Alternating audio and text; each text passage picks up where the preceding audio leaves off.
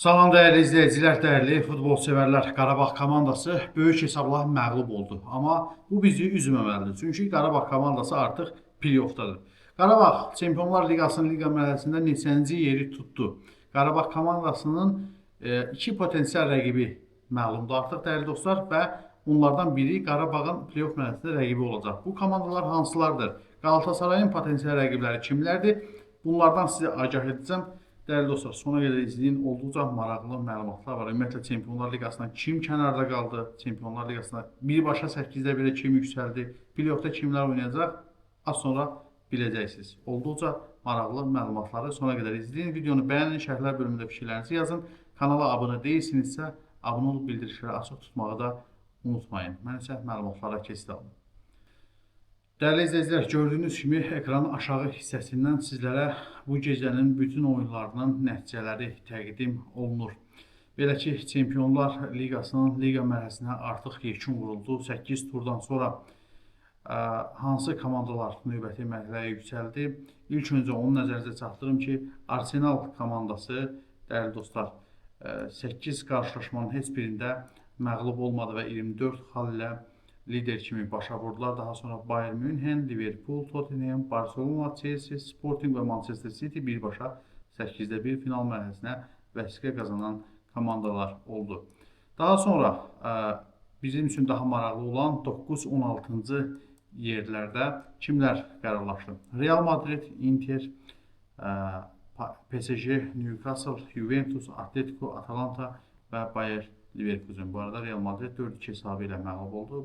Son saniyələrdə qol buraxdı və nə etdi? Qol buraxmaqla əslində Benfica'nı ilk 24-lüyə daşıdılar. Bəli, Mourinho'nun gördüyü ki, Real Madriddə işləməsi bu dəfə köməyinə çatdı. Benfica komandası son dəqiqədə Real Madridə qol vurdu və 4-2 hesabı ilə məğlub edərək ilk 24-lüyə düşməyi bacardı.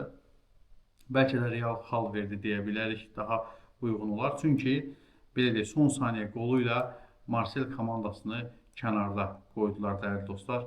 Baxın, təsəvvürlə Marseille oyun bitib və Marseille komandası elə bilir ki 24-lüyə qalıb. Amma son saniyədə Benfica komandası qol vurur və Marseille komandasına 25-ci pilləyə yuvarlanır. Beləliklə Marseille komandası bunu qaldıraq yuxarı dəyərli dostlar və Marseille, Pafos, Union Saint-Gilloise, PSV, Atletik Klub, Napoli, Kopenhagen, Ajax komandaları, həmçinin burada qeyd alınmayan 3 komandanın adını da sizin nəzərinizə çatdırım dəyərli dostlar.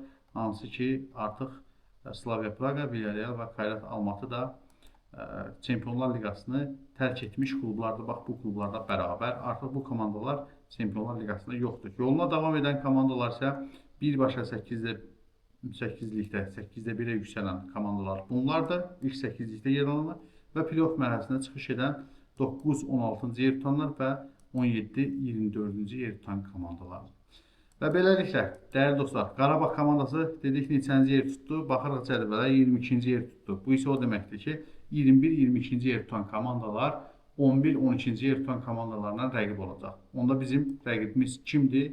11-ci yerdə PSG, 12-ci yerdə Newcastle. Bəli, səhv eşitmədiniz. Bəlkə də bəxtimiz gətirmədi deyə bilərik.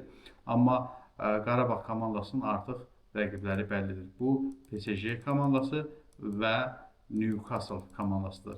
Fransa çempionu PSG və İngiltərənin Newcastle komandası.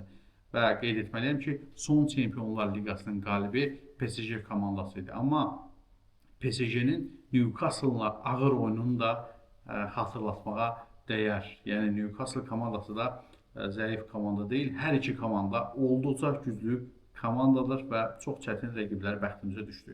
İndi gəlin Galatasaray komandasının rəqibi haqqında da məlumat verim. Sonra növbəti mərhələ haqqında sizləri məlumatlandıracağam. Galatasaray komandası neçənci yer tutdu? 20-ci yer tutdu dəyərli dostlar. Və Galatasaray komandasının rəqibi kim olacaq? Beləliklə 19-20-ci yer tutan komandaların rəqibi 13-14-cü yer tutan komandalar olur.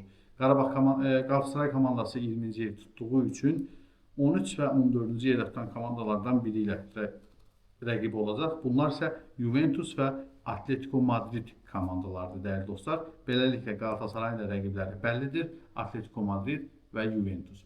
Məncə Qalatasarayın rəqibləri daha rahat düşdü Qarabağa nisbətən. PSG və Newcastle məncə daha çətin klublardır. Siz nə düşünürsünüz? Qarabağ komandasının növbəti mərhələyə keçmək şansları varmı? Həmçinin Qalatasaray haqqında da fikirlərinizi yaza bilərsiniz.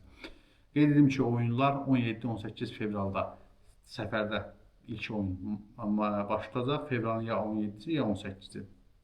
Əgər 17-si ilk oyunu oynasaq, fevral ayının 25-də cavab görüşü olacaq. Əgər 18-i ilk oyunu oynasaq, fevral ayının 24-ü Bakıda cavab görüşü olacaq. Onu da sizin nəzərinizə çatdırım.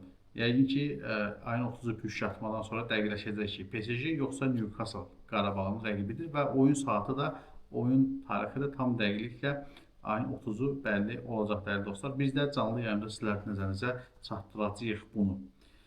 Və beləliklə, əgər Qarabağ komandası 2 oyunun nəticəsinə görə play-offdan növbəti mərhələyə yüksələ bilsə, fevral ayının 27-sində püşkatma olacaq və püşkatmada Qarabağın potensial rəqibləri kim olacaq? Bax, bu ilk 8-likdə yer alan komandalardan biri. Ona görə də biz də Qarabağ komandasına uğurlar diliyirik və ümid edirik ki, 8-də 1-ə yüksələn komanda Qarabağ olacaq. Kanalımıza abunə olun, bildirişləri açıq tutun ki, ayın 30-da canlı yayımda püşkatmanı sizlərə təqdim edəndə sizlər də izləyə biləsiniz. Çünki yalnız abunəçilərimiz izləyə biləcəklər. Zəhmətimizi dəyərləndirmək üçün videonu bəyənsəz minnətdar olaram. Gecə saat artıq 3-dür, amma mən video çəkirəm sizlər üçün. Şərhlər bölümündə də mütləq fikirlərinizi yazın. Fikirləriniz bizlər üçün dəyərlidir. Hələlik növbəti videoda görüşərik.